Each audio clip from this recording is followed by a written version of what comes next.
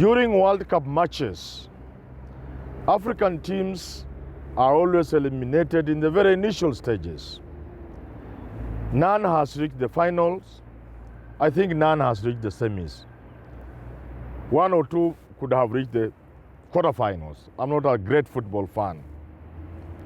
What normally happens, after African teams have been eliminated, most African fans transfer their support to France, because France has always been an African team, going by the number of Africans in that team.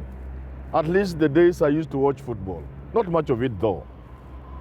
So you can imagine how sad it was for African supporters when the most popular player in the French team, Zidane, I think they call him Zuzu or something like that, was given a red card in the match played in Germany in 2006, in such a critical match. Why was Zidane given a red card? He wasn't given a red card because of a hard tackle. He wasn't red carded because he played handball. Neither did he insult the referee. We just saw him turn back and give a certain player whose name I can't remember because I'm not a great fan, like I've said, a very hard head, tap, and the man went on the floor. The ref didn't even see it. And it was before these days of what you call VAR, whatever they are called, VAR, video assisted refereeing. But somehow the referee got to know that a player had hit another player and rushed to give him a red card. Why did he get the red card? We are told this player said nasty things about Zidane's mother. We also recall when we were growing up, those who are young, those who are old like me, and perhaps younger, and young people will be aware that there were frequent boys' fights in the estates, in the villages, as we looked after cattle, for many reasons. But none topped the reason for boy fights more than an insult directed at your mother.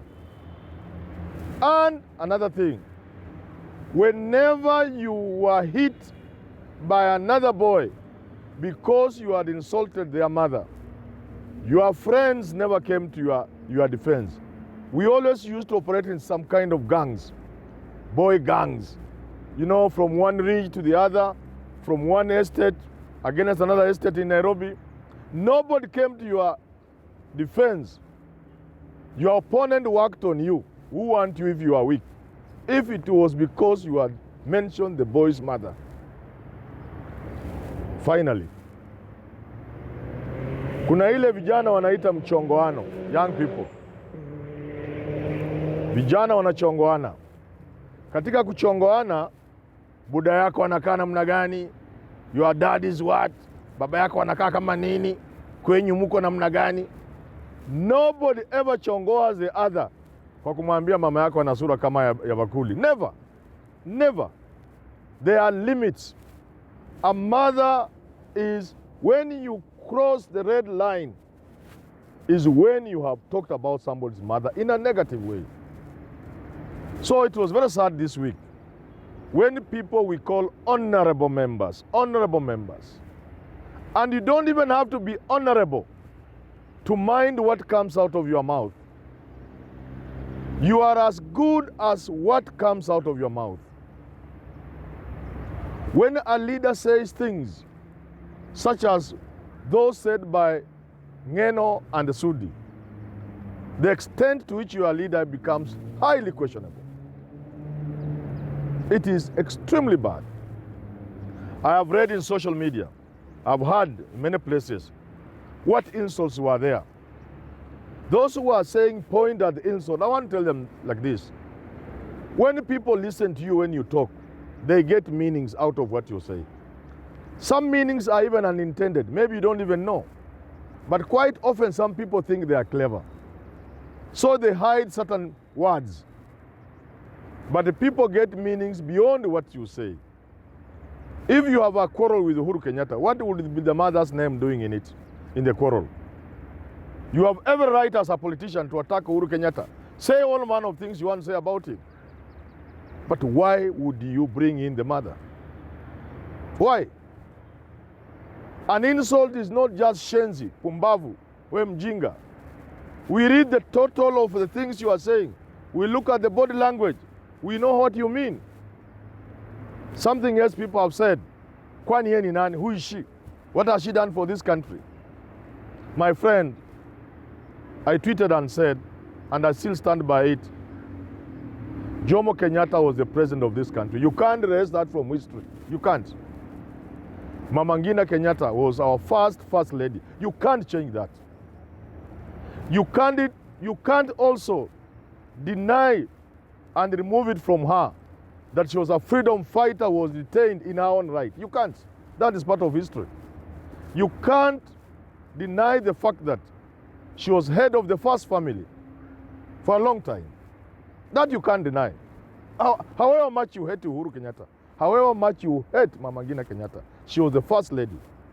She brought up the person who has become your president. That you can't deny that. It's biological. It's historical. You can't deny it. Something else you can't deny. That Mama Ngina Kenyatta made sure after the death of her husband, Mzee Jomo Kenyatta, the former first family never interfered with the politics of this country. Many places, countries have been plunged into chaos because those who leave power or members of their families keep interfering, putting up proxies to fight those in power, those who come after them, or those who come after their family members who are in power. She never did that. At a time there was serious agitation in this country. At a time a word from Mama Ngina would have sparked violence in this country. She kept her cool. She shielded her family. And for that reason, for that alone, she deserves respect. If for anything, if for nothing else, you don't need to like her. You don't have to like her. And she doesn't have to be an angel. Like all of us, she could be having her own problems. You can't bring that into public space and say very disparaging things about somebody. Now, this is dangerous. I want to ask us, Kenyans, to remember 2007. I want to ask us, Kenyans, to know problems engulf countries. Countries get into problems, not because of big things. Look here. If there's a big thing between communities, between countries, they sit down and talk. It is small, stupid things that send countries to war, honestly. If you look at history, including the fact that the son of a certain king wants to marry a daughter of a certain small king, and another son of another king wants to marry the same girl, and the countries sometimes go to war. So really, we want to be good people. We want to know that small things can get us into problems, and we want to avoid that. Talking about that, we are beginning to get to a point where we are almost dividing our country. We must be careful. We must be careful. Sudi went to Eldoret town in a show of defiance, in a show of might, and he was celebrated, much as Ngina was celebrated when he went home. We celebrate people whom we should be telling, no, this is our country, we love it, you can cause us pain. Yet we celebrate them. But that's not what I'm saying. In Eldoret, Sudi spoke in Kalenjin. He would speak in Swahili, then go to Kalenjin. Unafikiri watu ni wajinga? You talk alafu unaingia chini ya maji unazama.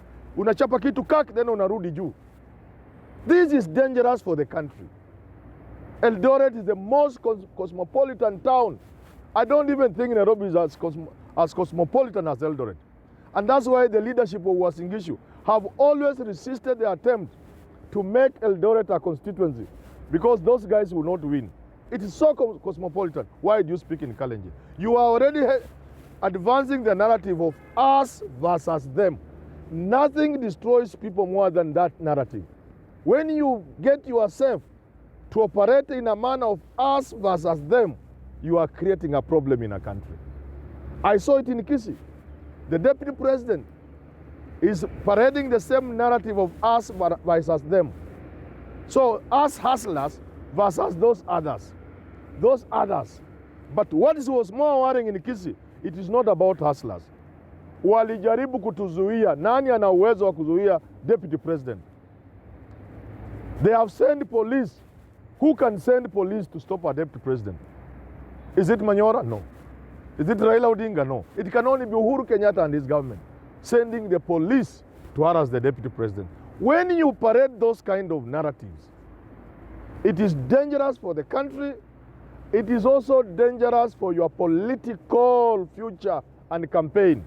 You are being herded into a corner, like I've said, Deputy President William Ruto. You are beginning to say nasty things about Uhuru Kenyatta and his government.